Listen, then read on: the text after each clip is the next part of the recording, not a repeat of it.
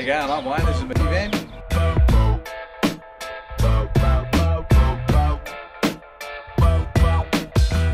Buddy. Hello. You happy to see me, aren't ya? So I'm back at the van, and as you can kind of see, it looks like it's going to sprinkle. It's going to rain soon, so try and do as much as we can before it rains.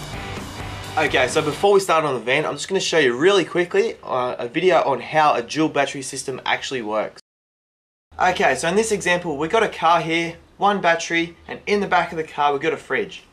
So the alternator, when the car's going, the alternator will charge the battery, and the battery will power the fridge. So it's all good. But when you turn the car off, and the fridge is still running, it's going to drain the battery, and when you go to start your car next, you may not be able to start it.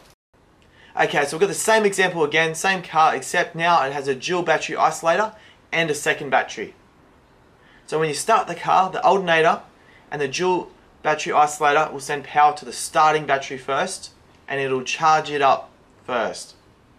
Then when the starting battery is charged, the dual battery isolator will then allow power to go to your second battery and charge it up.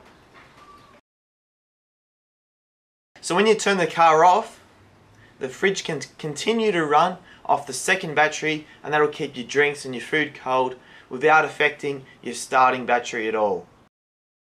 And another great reason to have a dual battery kit is if you get a flat battery, so just say your starting battery, the one you start your car with, goes flat, what you can actually do is it has an override switch, so you switch it and it will manually connect both batteries together in a jump starting sort of connection, and what it'll do, it'll equalize both batteries out, and then that way you'll have enough power to start your car up.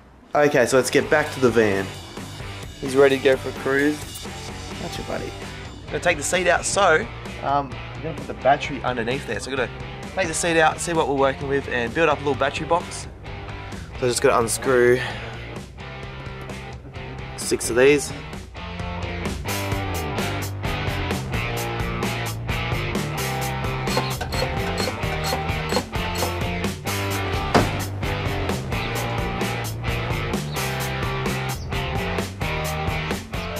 So the front seat is out, and this is where we're going to put the battery, in here somewhere. Don't have a lot of room. So this is the battery we're putting in. So I'm just going to open him up for a look.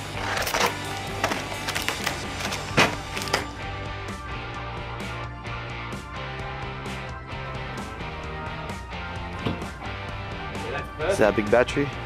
Yeah, you guys. Perfect. Let's have a look. And you can't pull it right out because I think the wires go underneath the end over there as well. Yeah, yep. But look at that. Straight through. That tastes good. I can see grass. Muscles. Got to do some battery strapping. So we're going to run this negative to probably down to that bolt. Ground him down there. So I just finished screwing the fuse box onto the back of the seat there. I'll give you guys a bit of a tour.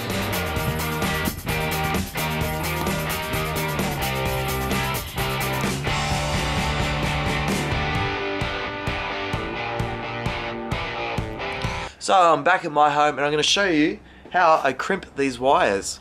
These are 4-gauge wires, and they're a bit hard, so I don't have a crimping tool big enough to get these, so I'm going to show you how I did it. Wire here, this is a 4-gauge earth wire, and what I do is, I'll set the camera up and I'll show you now. Okay, so first, to strip the wire, I'm just using an old knife with the serrated bit on the back there. Stanley knife works good, but this works the best for some reason, so I'll show you. I just cut it, roll it around, cut it until it touches. You can hear it when it hits on the copper wire inside. That's how you strip it. So just give it a little twist. Okay, so as you can see, down here there's a split. So I'm going to put it in the vise and crush this side in first, and then roll it over, and then crush this side over top of it so it overlaps it. This side in first.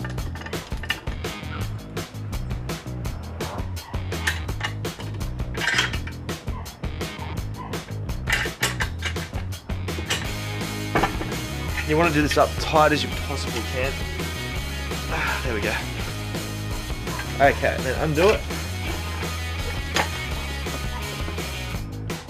One side's pushed in.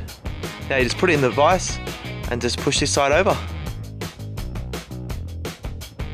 Put it on a bit of an angle so it rolls it over around. There we go.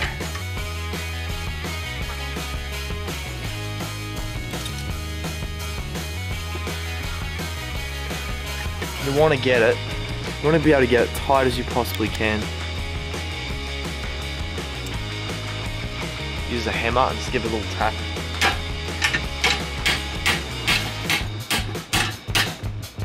There we go, look at that. It's in there tight. It is not going anywhere. Just one more thing I like to do is I get a soldering iron and just solder this. I want to chuck as much solder down in there as I possibly can, so that way it's soldered and crimped on. Done.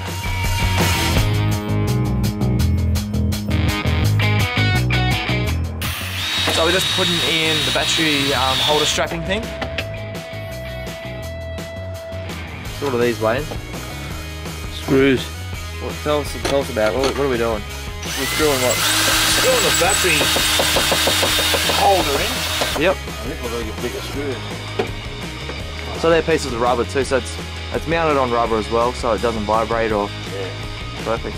This is a great idea.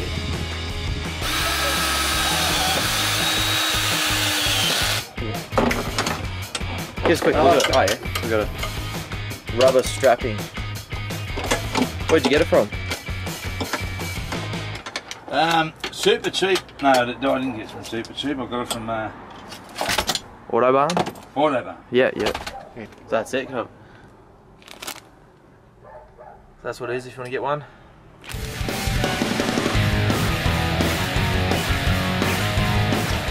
You want them? That's Yeah. perfect. That's in good. Yeah, it's not going to move. Look at that. So we'll get a bit of rubber mat too, and I'll put it right over the top of it. So this is how we put the battery in. It's got battery strapping down 2 holes through here. This clips in that side and goes over to this side. And we just screwed this in.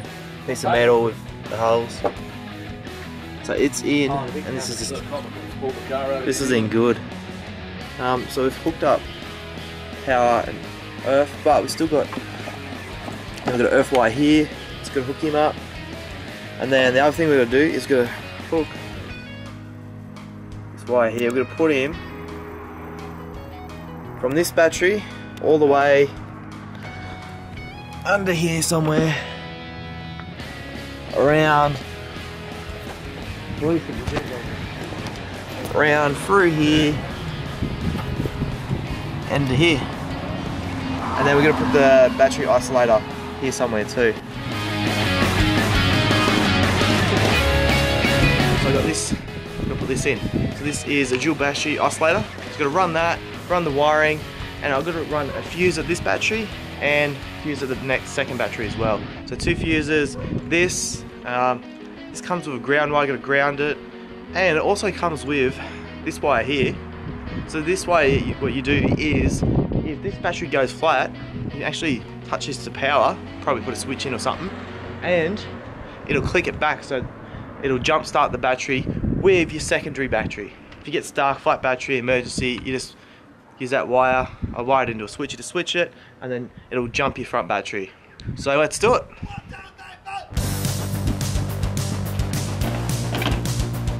So I've got all the wires. Drop some. And they're all being crimped, ready to go. So I've got to run, this is for the fuses and things like that, run this big one first. Through there, first battery, underneath and back through. So I'm gonna have to climb under the car. But what we did is, under the van tyres there, we just drove up on like 4 Besta blocks, just lifted off the ground a little bit so I could climb under there. Got the wire wrapped in heat shrink with glue to protect it because it's going underneath the car and in the engine bay. So now all I've got to do is poke it down through the hole and loop it, and then back around to the second battery.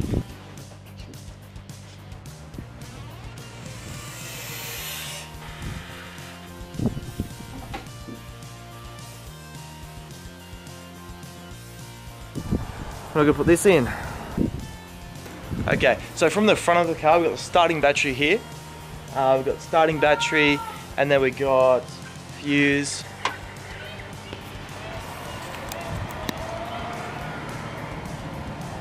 Goes around. We're gonna cut that shorter. Goes to a fuse, and from the fuse it goes down to the dual battery isolator. You can't see it, but it's in there. And then from there it goes under the car, all the way back around to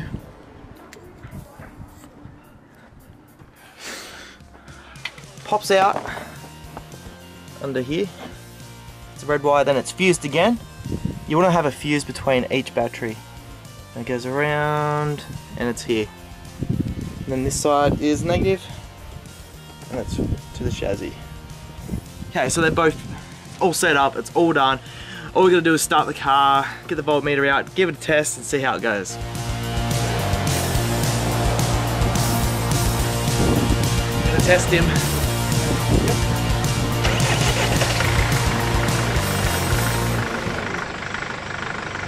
So I just tested it then.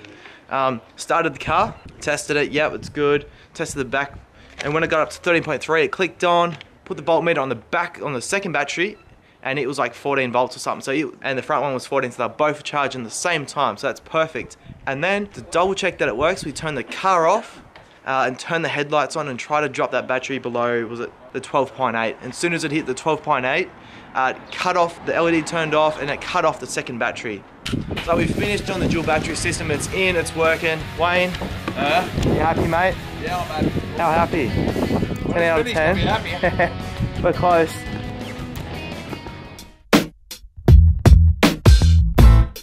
So if you want to see more of the van, please subscribe.